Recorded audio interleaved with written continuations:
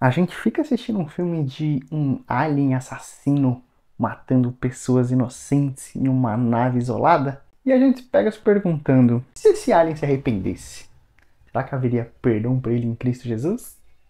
Salve galera, Rafael Fi aqui no Teologia em Hollywood. Hoje, então, retornando aqui no canal depois de tanto tempo, deu uma sumida aqui no final do ano, né? Sabe como que é, correria de final de ano, mas estamos retornando aí para trazer aqui mais um filme, na verdade, filmes, né? E hoje eu quero conversar com vocês sobre o filme Alien, na verdade, os filmes, né? Eu quero conversar sobre o primeiro e o segundo filme que eu assisti recentemente e conversar também um pouco sobre o jogo Alien Isolation, que também eu joguei ali emendando com os filmes e foi uma experiência muito agradável. Então eu quis trazer aqui para o canal essa análise ali dos dois filmes, uma análise com spoiler, mas também um filme de 40 anos. Se você não assistiu até aqui, então pelo amor de Deus, para tudo que você está fazendo, né? E vai assistir o Alien, o Oitavo Passageiro. Mas aqui, se você é novo no canal, então aqui a gente analisa filmes e traz ali, via de regra, alguma reflexão teológica, alguma análise ali bíblica sobre o filme, sobre o que a gente pode aprender, verdades bíblicas a respeito no filme. E aqui no canal, claro, você vai ver predominantemente eu falando aqui sobre animes e filmes de terror, porque anime, são 20 minutinhos ali cada episódio, eles lançam semanalmente, então é muito mais tranquilo pra você assistir, seja num transporte público, na hora de almoço, alguma coisa do gênero, diferente de uma série, que tem 1 hora, via de regra, cada episódio, já é bem mais difícil pra eu assistir. É filme de terror, porque filme de terror é vida, não tenho o que falar. Então, você vai acabar vendo mais essas coisas aqui no canal, mas ainda assim, eu prometo que eu vou tentar fugir um pouco de animes e filmes de terror e trazer aqui outros filmes também. Então se você tem alguma indicação de alguma análise também, já deixa aí nos comentários pra gente trocar essa ideia. Então eu já tô aqui preparado com o meu reloginho da Amanda Ripley e o meu xenomorfo aqui do ladinho.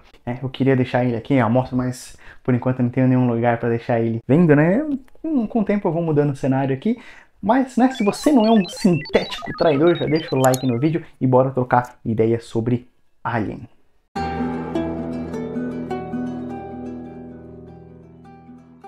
Bom, eu me peguei, recentemente tendo um espírito de nostalgia, naquela saudade que a gente não viveu ainda, e eu comecei a assistir filmes de terror um pouco mais antigos. Na verdade, eu me peguei jogando Dead by Daylight recentemente, bastante, e aí você vê várias figuras ali de assassinos, etc, que foi inclusive uma paixão ali que eu desenvolvi, porque geralmente eu jogava DBD como sobrevivente, e aí eu me peguei jogando como assassino, e nossa, que experiência magnífica, como é muito melhor, pelo menos eu gostei muito mais de jogar como assassino no jogo, Calma, não precisa ficar preocupado.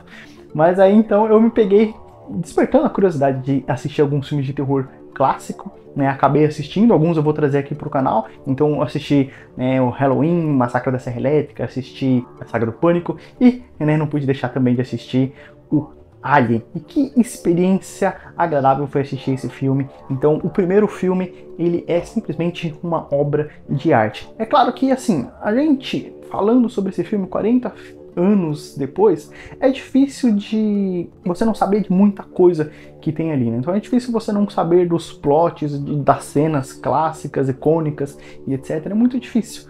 Mas ainda assim, o filme ele é bom, mesmo sabendo de tudo isso, mesmo assistindo o filme, sabendo praticamente tudo que acontece lá, foi uma experiência magnífica, Uma protagonista ali que também, se você assistiu o filme ali na época, provavelmente você num primeiro momento nem sabe direito quem é a protagonista, porque a gente tem um conjunto de pessoas dentro de uma nave, e ali todos com uma dinâmica bem interessante, bem legal. E você não sabe, num primeiro momento, quem que é o protagonista ali do filme, que depois a gente descobre que é a Ripley. Ela tá ali bem quietinha, bem escondidinha, mas ela tem um desenvolvimento extraordinário. Ela não prometeu nada e entregou tudo. E que protagonista sensacional. Inclusive é interessante você ver algumas coisas dos bastidores da época, etc. E ela era uma atriz nova ali, meio inexperiente, os outros já tinham uma certa experiência, então rolou um preconceito com ela num primeiro momento, Não botaram muita fé nela, mas nossa, que personagem extraordinária. Ela entregou demais ali no filme, tanto que ganhou o respeito de todos ali, e ela se tornou então esse ícone, dos filmes de terror. Ela se tornou essa Final Girl tão icônica do cinema, E que baita Final Girl, porque, vamos lá, a gente tem diversas Final Girls ali em filmes de terror, principalmente no gênero slasher, Só que via de regras elas são bem sem graça, bem sem sal, são poucas que você realmente se importa alguma coisa com elas. Algumas são até mais icônicas, como a nossa Laurie Strode, ou então a Sidney, da Saga do Pânico, mas acho que nenhuma delas bate a nossa grande Ripley ali, porque que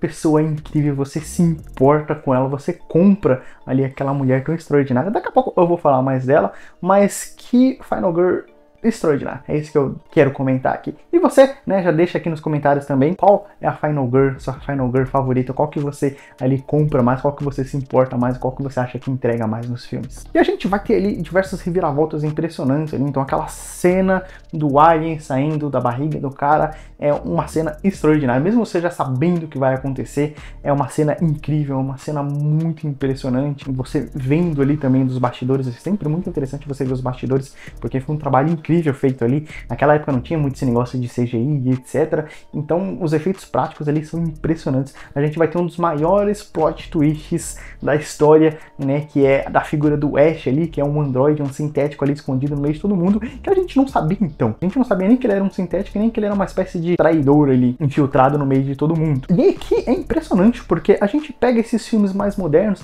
e parece que eles simplesmente não conseguem mais acertar, né? Enquanto você assiste esses filmes antigos, nossa, como eles são bem feitos, como é tão extraordinário o trabalho realizado ali, como eles conseguiram com tão pouco realizar coisas tão grandiosas, tão magníficas, enquanto esses filmes novos ali deixam tanto a desejar, né? Então você vê essa traição do Ash, como ela foi bem construída, como a gente já tinha alguns detalhes ali, e como que é entregue aquilo, meu Deus do céu, é uma das traições mais icônicas, mais sensacionais que eu já vi na história do cinema. E filmes recentes ali não chegam nem aos pés disso. Só pra dar um exemplo de um filme que eu nem assisti, mas o Mega Tubarão 2, eu vi algumas pessoas comentando ali que tinha uma traidora ali no meio, e o Mega Tubarão ele simplesmente deixa escancarado ali, ele tenta criar um mistério tudo, mas você assiste o filme e simplesmente tá na sua cara quem que é o traidor ali, você nem se surpreende quando ele é revelado. Mas aqui não, aqui o negócio é muito bem construído, ali a gente já vê nos detalhes aquilo sendo trabalhado e etc. E enfim, meu Deus do céu, que filme incrível. Eu não posso falar nada aqui da atmosfera do terror, isso é um filme de terror de verdade. Você tá ali numa nave, no meio do espaço, isolado, em ambiente ali totalmente fechado, claustrofóbicos, e simplesmente é terrível você pensar ali, estar ali naquele ambiente. E, bom, é difícil medir palavras para falar desse filme, porque é tudo muito bem realizado, é tudo muito bem construído. Os jumpscares aqui, eles funcionam, eles são poucos, mas funcionam muito bem. E uma das criaturas mais icônicas, um dos monstros ali de filmes de terror mais icônicos de todos os tempos. Você pega a criatura do Xenomorfo, simplesmente não é imbatível, é imbatível. Não existe monstro no planeta, não existe filmes de alien que consigam se aproximar ali ao que foi feito na criação daquela criatura. Ela realmente é uma das criaturas mais assustadoras, e ela tem suas variações, o que é muito interessante. Tem todo um universo ali em volta dos Xenomorphos, e é incrível. E esse filme é tão sensacional porque você tem essas duas figuras icônicas, que é o Xenomorfo, que é uma criatura ali bizarra, que você fica fascinado por ele, mas ao mesmo tempo a gente tem essa protagonista aqui, que é a Ripley, e enfim, você quer torcer pros dois ali, porque é muito legal esse filme. E aí, partindo aqui já para comentar um pouco do segundo filme, então a gente tem uma continuação ali, aproximadamente 10 anos depois, e que muitos dizem que é até mesmo melhor que o original, né? Um negócio bem polêmico ali. Já deixa nos comentários se você já assistiu, qual dos dois que você prefere mais. Eu ainda acho que não tenho minha opinião formada, porque eu simplesmente me apaixonei pelos dois filmes. O segundo filme, muita gente vai falar assim, ah, ele deixou de ser um filme de terror e ele virou um filme de ação. Eu sinceramente não tive essa sensação, né? Claro que as pessoas elas falam que virou um filme de ação porque no primeiro filme a gente vai ter um alien e que ele é muito assustador e que ele vai passar esse terror ali naquele ambiente, e no segundo filme a gente já vai ver um ninho de aliens, né? A gente já vai ver umas dezenas, centenas de aliens ali, e a gente vai ter também soldados ali preparados para combater aqueles aliens, então vai ter muito mais trocação de tiro ali, tiro, porrada e bomba para tudo quanto é lado contra alienígenas, né? Então fica um negócio mais... traz um pouco realmente desse clima de ação, mas ainda assim, cara, o terror ele está ali. É claro que não existe mais jumpscares, eu nem lembro se o filme tem algum jumpscare ou não, mas a atmosfera do terror ela ainda está presente, porque ainda assim envolve naves, ainda assim envolve você estar num planeta estrangeiro, ainda assim envolve você estar em ambientes fechados, claustrofóbicos. Na segunda parte do filme eles estão ali presos dentro de uma estação e eles não conseguem sair, não tem energia, não tem mais nave, não tem como fugir. Então tem sim um ambiente ali bem tenso, um ambiente que causa aquela sensação, aquela agonia, aquela claustrofobia. O segundo filme ele é sim um filme de terror. Claro que ele tem um pouco mais de ação do que o primeiro filme, mas ainda assim, pra mim, o terror ele funciona bastante no segundo filme. Os dois filmes eles têm um ritmo muito bom, eu não senti que nenhum dos dois é lento, embora o primeiro filme, é claro, ele demora um pouco mais para construir essa tensão até aparecer a figura do Alien, mas ainda assim isso não é cansativo, não é uma coisa chata, não é enfadonha. E no segundo filme ele é um pouco mais rápido, mas também é muito bem construído, muito bem trabalhado. O que eu gostei aqui no segundo filme é que eu me importo um pouco mais com os personagens, né? Pelo menos eu me lembro um pouco mais, né, dos personagens do segundo filme. Claro, eu não tô falando que os personagens do primeiro filme eram ruins de forma nenhuma, a dinâmica entre eles é muito boa também. Mas ao mesmo tempo, nenhum deles ficou muito marcado pra mim, né? De tal forma que eu não lembro nem o nome de nenhum deles, né? Eu lembro da Ripley, eu lembro do Ash e eu lembro ali do Jones, né? Não tem como esquecer do Jones. Já aqui no filme, você se apega um pouco mais dos personagens, a gente vai ter o retorno da Ripley, a gente vai ter ali aquela criancinha fofinha, incrível, a Newt, a gente vai ter o Colonel Hicks, a gente vai ter a Vasquez e o resto eu não lembro. Eu acho que, se eu não me engano, é Burke o nome do grande vilão ali também, né? Que sempre tem um canalha, sempre tem que ter, acho que na franquia do Alien sempre tem que ter um canalha ali no meio envolvido, né?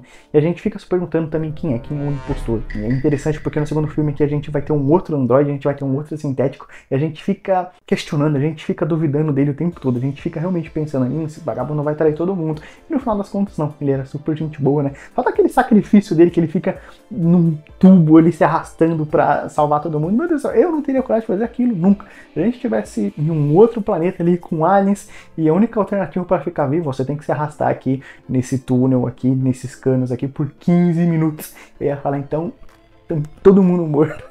Porque eu nem ia ficar ali, eu não lembro o tempo exatamente, mas é uma coisa 15 minutos pra cima, 40 minutos, eu não lembro, que ele fica se arrastando ali, pelo amor de Deus, só um robô pra fazer aquilo mesmo. Então, e o traidor, no final das contas, é um outro personagem. Mas o filme ele é muito bom, ele é um terror que funciona muito bem, tem um pouco mais de ação, o que é incrível, né? O Alien, por mais que ele esteja o maior número aqui, pra mim ele não deixa de forma nenhuma de ser menos aterrorizante, de ser menos marcante, hein? Porque algumas pessoas vão comentar de que, no primeiro filme era um só, e ele tinha mais essa presença ameaçadora. E no segundo filme, já que tem muitos, algumas pessoas vão falar que ele deixou de ser tão ameaçador, o que eu acho que não é o caso. É claro que tem soldados ali, muito bem articulados, muito bem preparados, então você espera que ele consiga eliminar alguns aliens, mas isso de forma nenhuma diminui o Alien pra mim. O Alien continua sendo essa criatura amedrontadora e terrível. E a gente ainda tem um boss final no encerramento ali do filme, que deixa tudo muito mais interessante, muito mais incrível, muito mais intrigante. E a gente tem um pouco mais essa expansão do universo que eu, agora que assisti os dois primeiros filmes, fico cada vez mais sedento para assistir mais sobre esse universo. Eu assisti Prometheus há muito tempo atrás, não lembro quase nada, né? Tô para pegar o Alien Covenant para assistir, e os outros filmes eu não vou assistir porque todo mundo fala que é muito ruim. Então eu vou esperar esse ano, que a gente também está no aguardo de um novo filme dessa franquia, e eu espero que seja bem realizado. E agora, falando aqui brevemente sobre o jogo Alien Isolation. Meu Deus do céu, olha, deixa eu contar uma história aqui, de que eu recentemente não, desde a pandemia eu descobri uma nova paixão, que é jogos de terror. Porque o que acontece? Se você é um fã de filme de terror como eu, você sabe como é difícil de sair um filme de terror bom atualmente, embora 2023 até que tenha algumas coisas legais. Mas ainda assim é muito difícil você pegar um filme de terror bom, marcante e que realmente te traga algum calafrio na espinha, né? E aí, na pandemia, que eu fiquei em casa ali trabalhando de home office, que eu tive mais tempo em casa, eu acabei descobrindo essa nova paixão com jogos de terror, em que você simplesmente é você ali na pele do personagem, sentindo aquelas coisas. Então o medo, o susto, a aflição, elas vêm à tona assim no auge, no pico, porque é você ali concentrado, você imerso dentro daquele universo, sendo perseguido por criaturas, por monstros, etc, né? O primeiro jogo aqui, só por curiosidade, que eu fui me aventurar foi o Outlast, que eu vendo outras pessoas jogando, eu achava bem bobo, né? Você fala, nossa, você não tem arma, você não tem nada, fica fugindo de gente o tempo todo, mas quando você tá jogando já é outra história, né? E aí com Alien Isolation foi a mesma coisa. É você jogando com a filha da Ripley, né? Agora Amanda Ripley, e fugindo de um alien louco pra te pegar. Quer coisa melhor que isso? Tô na merda! Vai, filha da puta, corre! Ah! Ai, caralho! Nossa, velho, tomei no cu! Caralho, velho! A história do jogo, ela não é tão inovadora assim, na verdade, ela repete bastante a história dos filmes. Mas isso não é um ponto negativo, né? Muito pelo contrário, porque agora é você que tá ali na pele da Ripley e é você ali jogando. E a experiência é muito incrível, a imersão é muito incrível, porque é você dentro daquelas espaçonaves e você vê o carinho que foi feito no jogo, que carinho maravilhoso. Você vê toda a tecnologia, todas as naves, todo o ambiente, você vê que teve um carinho especial para trabalhar aquilo. A trilha sonora, os efeitos sonoros, tudo tá ali presente. É como se você realmente tivesse você presente nas naves ali dos filmes, e que experiência maravilhosa. Se dê essa oportunidade de jogar esse jogo, porque é simplesmente incrível, é maravilhoso. Como eu disse, a história ali, ela não é nem um pouco, não é tão inovadora assim, embora ela traga alguns elementos interessantes, mas ela não é tão inovadora assim, mas ainda assim funciona, né? Você espera que essas coisas aconteçam. Então, por exemplo, eu vou trazer o Jojo aqui pro canal, e eu comento no vídeo de que o Joseph, da segunda parte ali, o filho de Jonathan, ele tem um poder que ele prevê o que o inimigo vai fazer e etc. E você, por mais que você saiba que ele vai fazer aquilo, você fica torcendo pra ele fazer. E você não se cansa, ainda que ele faça várias vezes, você não se cansa, você quer ver aquilo de novo. Né? A gente tem algo parecido, por exemplo, com o Cavaleiro do Zodíaco, né? Se você gosta. Os Cavaleiros de Bronze, ele só tem um mísero poder ali, que ele fica usando repetidas vezes, mas ainda assim você não se cansa, né? Você quer ver de novo. Fala pra mim se você não quer ver o Yoga ali fazendo aquelas poses, ou então o Ikki fazendo aquelas poses ali pra soltar o poder, e a gente fica ansioso pra ver aquilo. Ainda que ele use aquilo 200 vezes, a gente vai ficar animado e ansioso para ver as 200 vezes. Então aqui é a mesma coisa. Aqui é uma história que ela lembra bastante a história dos filmes, mas que ela funciona justamente por conta disso, né? E é claro que além da história a gente tem todo aquele ambiente que, como eu mencionei, é muito bem construído. O carinho com o jogo é sensacional, você se sente mesmo como se você estivesse ali na história dos primeiros filmes, e o clima ali é assustador, é devastador, a claustrofobia tá ali presente, a gente tem a figura do Alien que é assustadora demais, né, você fugindo daquele bicho ali o jogo inteiro. O jogo ele é muito competente porque ele não vai ficar só na figura do Alien, a gente tem outras ameaças ali dentro da nave, que fica aí a seu critério você ir lá jogar e experimentar isso na pele. E caminhando pro final aqui, é interessante que se a gente fosse trazer algumas considerações aqui, a gente vê primeiro a questão da ganância, de como isso apresenta toda a franquia do Alien, né? Você vê que o Xenomorfo é essa criatura terrível, ameaçadora, mas que sempre tem alguma corporação ali por trás enviando pessoas inocentes que nem sabem qual é a verdadeira missão que está ali por trás, e elas são pessoas simplesmente enviadas para serem sacrificadas para trazer uma espécie alienígena totalmente ameaçadora para ser estudado, pesquisado e etc, etc. A gente vai ver essa história se repetindo muito aí na franquia, e o que a gente percebe é isso, essa ganância de como as pessoas muitas vezes pensando em dinheiro, pensando em lucro e etc, tá disposto a sacrificar pessoas desconhecidas, ouvidas como se não fosse nada, simplesmente pensando no dinheiro, né? Então o segundo filme ele até traz bastante essa problemática de que a Ripley ela começa a ser perseguida ali, perde o cargo dela e etc, porque uma nave ali de milhões ou bilhões de dólares foram gastos ali, e sem ter muitos dados, né? Sem saber muito sobre essa criatura e etc. Então a gente vê de novo o dinheiro ele sendo colocado acima da vida das pessoas. E se a gente fosse falar aqui agora entrando no que seria uma feminilidade bíblica, eu não poderia deixar de comentar da nossa querida Ripley, que protagonista maravilhosa, a melhor Final Girl que eu já vi em toda a minha vida. Acho difícil substituí-la, porque ela é incrível. Você vê que ela é uma mulher de fato. A gente vê que ela tem medo, ela tem inseguranças, ela não é aquela protagonista ali que não tem medo de nada, e que tenta revolucionar, e que tenta lacrar e coisas do gênero. A gente não vê isso, a gente vê uma feminilidade, uma mulher forte, uma mulher incrível, uma mulher que enfrenta o problema quando precisa, mas sem ter aquela lacração, sem precisar ficar mostrando que é melhor que os outros ou coisas do gênero. Mesmo no segundo filme ali, que tem uma série de soldados que eles até tentam tirar um sarro com ela, ela se impõe, ela demonstra presença, mas de maneira nenhuma tentando diminuir o outro, de maneira nenhuma tendo aquela batalha do sexo, aquela coisa bem chata ali que a gente vê no cinema nos dias de hoje, mas você vê que é uma coisa orgânica, que é uma coisa natural, que é uma coisa que acontece. No primeiro filme, ela tem ali a sua presença também, ela tenta impedir que o Alien volte para a nave, e ela fala, não, você tem que ficar de quarentena, não sei o que, enfim, a gente vê todo aquele plot acontecendo, mas você vê que ela é uma mulher que se impõe e que ela é a única que sobrevive no primeiro filme, e no segundo filme, de novo, né, interessante que conforme as pessoas vão sendo ali finalizadas pelos aliens, e aí a hierarquia ela vai descendo, até que o Hicks, ele vira a pessoa principal, ali responsável, e você vê que o cara ele tá desesperado, ele tá perdido, ele tá apavorado pelo que tá acontecendo, e a Ripley, ao invés de falar assim, não, deixa que eu tomo conta de tudo, eu que mando aqui na bagaça, que eu sou a pessoa mais preparada, muito pelo contrário, ela puxa ele de volta, ela fala, cara, se recompõe, né, se põe no seu lugar, é você que é o cabeça, você que tá na liderança aqui agora, então faça o que você tem que fazer. E é incrível, é maravilhoso. Você vê que ela traz essa pessoa, ela tá com uma pessoa que tá perdida, que tá desesperada, mas ela traz ele de volta. Alguns podem até me chamar de machista, mas acho que numa visão bíblica, acho que isso que é a verdadeira feminilidade, né? É uma mulher que ela pode ser forte quando ela precisa ser, mas que ao invés de tentar roubar a liderança de outra pessoa, muito pelo contrário, ela pega o homem ali que tá na liderança e ela o coloca, ela o ajuda a colocar ele no lugar e a cumprir com as suas responsabilidades. Isso é maravilhoso porque a gente vai ver isso também nos jogos, né? A gente vai ver isso com a filha dela, a Amanda Ripley agora. Você vê que aqui é uma boa maternidade, que ela ensinou muito bem a filha. Tem um momento ali com a Amanda também, em que, eu não vou lembrar o nome do personagem, acho que é Richard ou Ricardo, não lembro, em que ela também, o cara tá desesperado, tá com medo, tá morrendo de medo, e ela fala, cara, não, você precisa fazer essas coisas, você precisa, vem aqui comigo, a gente vai sair dessa, né? Vem, faça o que você tem que fazer, e a gente vai sair dessa. Embora no jogo, é claro que a Amanda ela faz tudo, né? Ela é incrível, né?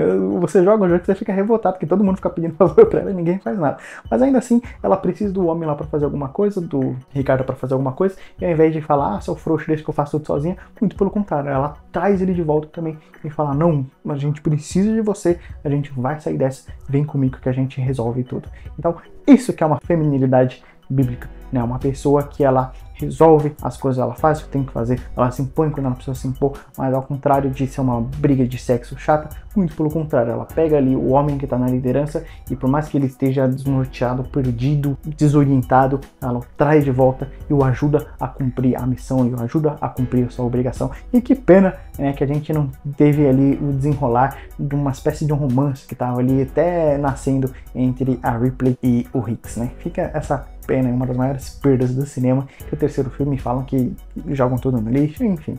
E aí agora a grande pergunta, né? Então, se os xenomorfos eles se arrependessem ali e pedissem perdão para Deus, será que haveria redenção para eles em Cristo Jesus? E é claro que essa é uma pergunta que ela surge bastante, né? Não só para alienígenas, mas também envolvendo demônios, anjos, né? Então, se Satanás se arrependesse, se os demônios se arrependessem, Deus os perdoaria, etc, etc, né? Aqui tem uma série de considerações pra gente pontuar. Mas a resposta direta e reta é não haveria perdão. É porque a gente muitas vezes se confunde, né? O que está por trás dessa pergunta, na verdade, é de como se o perdão de Deus ele fosse gratuito, né? E calma, antes de você me chamar de herege, presta atenção no que eu vou dizer. O perdão de Deus ele é gratuito para nós, mas ele não é gratuito para Deus. Houve um preço a ser pago, e o preço foi a vida de Cristo Jesus. Cristo Jesus precisou ser crucificado para que houvesse perdão e redenção para os nossos pecados nele somente. Porque Deus ele é um justo juiz. Deus ele não é um juiz corrupto. Ele não pode simplesmente deixar todos os pecados impunes. O pecado ele precisava ser punido. E eles foram punidos na pessoa de Jesus. Então a gente fala assim, será que haveria um perdão para alienígenas ou para demônios e etc? E é claro que não, porque não é o arrependimento que traz a salvação. Claro que o arrependimento ele está envolvido no processo de salvação, mas a salvação ela não é por causa do arrependimento. Esse que é o grande ponto. A causa da nossa salvação é Cristo Jesus, e eu quero que isso fique bem claro pra gente aqui. E aí, por que então? Mas tá, considerando que Jesus Cristo é a base da salvação, ele é o único que pode trazer a salvação, então por que ele não poderia trazer salvação para alienígenas ou para demônios e coisas do gênero? Você está tentando diminuir a vida e a grandeza de Jesus Cristo, e o ponto não é esse. O ponto é de que Jesus ele veio como homem justamente para ser o sacrifício substitutivo de homens. Ou seja, Jesus ele não veio como homem para a Terra porque era bonito, porque era legal, para a gente se identificar com ele. Não, ele veio como homem porque para pagar um preço por homens, por seres humanos, Jesus Cristo, Deus precisava ser um ser humano. Jesus Cristo não podia vir como um animal, não podia vir como um xenomorfo, não podia vir como outra coisa, como um anjo, como um espírito, uma alma penada. Ele precisava vir como homens, porque somente um homem poderia pagar um preço por outro homem. E é por isso que a gente vai ver lá em Hebreus o autor falando que os sacrifícios ali de animais ele não trazia perdão para o pecado, ele não trazia redenção para o pecado, né? E os sacrifícios que existiam no Antigo Testamento, eles eram meramente sombras, né? Eles apontavam para o verdadeiro cordeiro que haveria de vir, conforme João Batista disse, o verdadeiro cordeiro que tira o pecado do mundo. Então, esses sacrifícios do Antigo Testamento, eles eram basicamente atos de fé.